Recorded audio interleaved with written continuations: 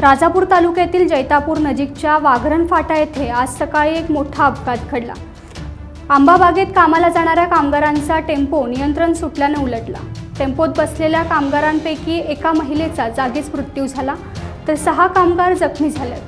जखमींना जिल्हा शासकीय रुग्णालयात अधिक उपचारासाठी दाखल करण्यात आले। अधिक तपास पोलीस करतात।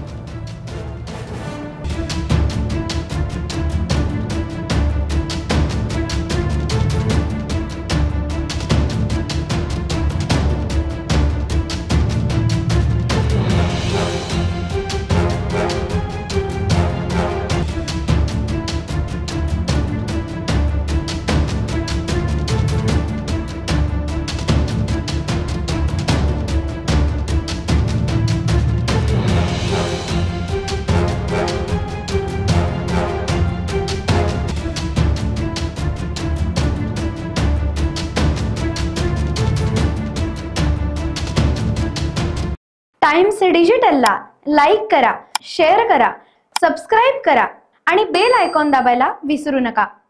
Times digital.